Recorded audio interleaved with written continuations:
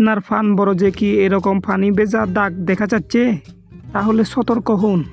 এই সাথে এই কথাও কি দেখা মিলছে? তাহলে সাথে সাথে ওষুধ প্রয়োগ করুন, তাহলে এক বৃষ্টিতে আপনার ফান বরজের ফান জড়ে যেতে পারে। এরকম গোড়া পচাও কি দেখা দিয়েছে? তাহলে এখনই জানুন কি ওষুধ প্রয়োগ করতে হবে।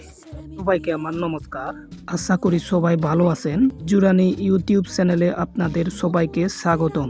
আমি ফানের কয়েকটি ফোসা আছে আর সবকটি কারণ, লক্ষণ এবং প্রতিকার নিয়ে আলোচনা করব। আর কোন রোগের কি ওষুধ প্রয়োগ করতে হবে, ভিডিওটি পুরো দেখে তার বিস্তারিত জানুন। এতে সাধারণত 4 ধরনের মারাত্মক ফোসা দেখা যায়। ফাতা ফোসা বা স্থানীয় ভাষায় যাকে বলে তেল ফুজ্জি, এটি হলো পানের সবচাইতে মারাত্মক রোগ। আর বর্ষাকালে সাধারণত এই রোগের প্রকোপ বেশি বেড়ে যায়। এখন আসি কিভাবে বুঝবেন এই রোগ হয়েছে। তাই হলে লতাতে ফসে হয়ে যায়, ক্রান্ত ফাতা লুট হয়ে জোরে পড়ে, পাতায় পানি ভেজা দাগ দেখা যায়, আর দ্রুত বড় হয়ে ফসে যায়। এবার আসি প্রতিকার নেই। পানের বরজ সবসময় পরিষ্কার ও আগাছা মুক্ত রাখতে হবে। পোকাক্রান্ত গাছ তুলে পুড়ে ফেলতে হবে। পদ্য মিক্সার বা কার্বেনজাজিম বা ম্যানকোজেব অথবা রিভাস যে কোনো একটি ওষুধ 1 থেকে 1.5 ml লিটার পানির সাথে মিশিয়ে স্প্রে করুন। এই যে চিনে রাখুন সেই ফান ফোসা রোগ আপনার ভবিষ্যতে কাজে লাগবে। আর এই পাতাটা দেখে ভবিষ্যতে এই রোগ হলে আপনারা চিনতে পারবেন। এবার আসি ফানের দাগ পোড়া রোগ নিয়ে। এর দাগ পোড়া রোগ সাধারণত পাতায় ও লতায়ও আক্রমণ করে থাকে। এই রোগ হলে পানের বাজার মূল্য একেবারেই কমে যায়, কারণ পাতায় বিশ্রী দাগ পড়ে।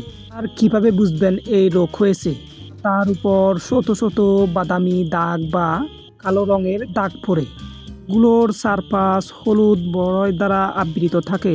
এই আক্রমণ হলে পানের পাতা উটো হয়ে যায় বা শুকিয়ে যায়। এবার আসি প্রতিকার নিয়ে। আপনারা অবশ্যই সবল লতা সংগ্রহ করে পানের চারা লাগাবেন এবং লাগানোর আগে অবশ্যই বেন্ডাজিম বা ম্যানকোজেব দ্বারা লতাগুলিকে শোধন করে নিতে হবে। আর এই রোগ হলে আপনারা দিতে পারেন স্টারটপ বা একসাথে মিশিয়ে ও গাছ ভিজিয়ে স্প্রে করুন। আর এই যে সেই রোগ চিনে রাখুন ভালো করে। এই রোগ হলে এভাবে ফানগুলো ফসে যায় দেখুন, যা ভবিষ্যতে আপনার ফান ক্ষেত করতে গেলে কাজে লাগবে। তবে জেনে রাখুন, জায়গা ভেদে অনেক জায়গায় এই ফোসা থাকে, বেগনা ফোসা বলেও চিনে থাকে।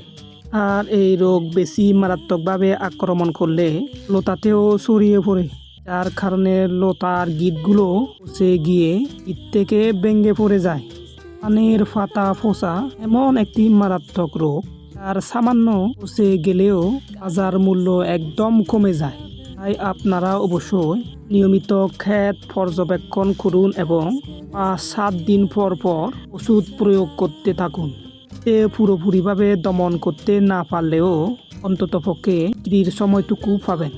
ফানগুলো সামান্য কুশি অবস্থায় বাজারজাত করতে থাকুন, যাতে করে বুঝতে না পারে, কারণ এই অবস্থায় আক্রমণ কম হয়।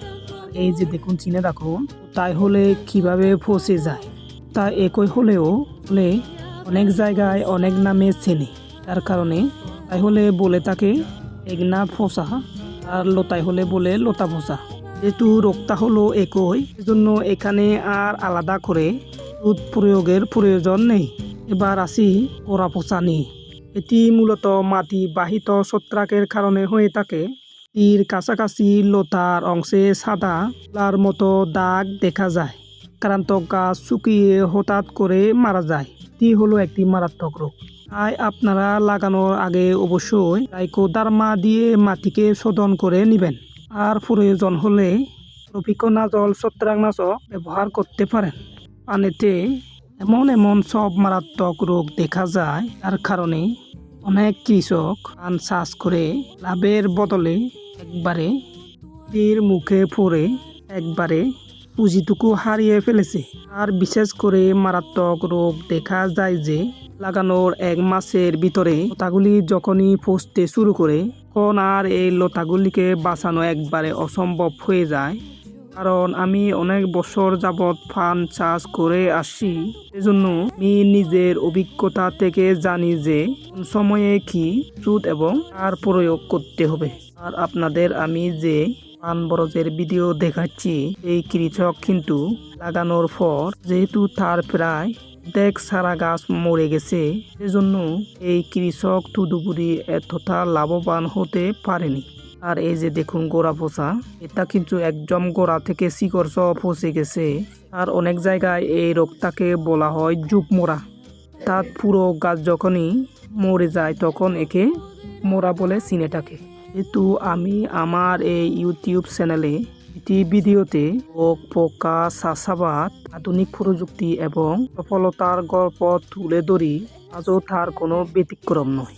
আর এরকম নিত্য নতুন নতুন ভিডিও পেতে আমার এই সিজুরানি চ্যানেলটি সাবস্ক্রাইব করে সঙ্গে থাকুন এবং পাশে থাকা বেল আইকনটি বাজিয়ে দিন, যাতে করে আমার ভিডিও দেয়া মাত্রই আপনার কাছে নোটিফিকেশন চলে যায়। এবং লাইক, কমেন্ট, শেয়ার করে সঙ্গে থাকুন, কারণ লাইক এবং কমেন্ট করলে এরকমের আরও নিত্য নতুন নতুন ভিডিও করতে মনে উৎসাহ জাগে।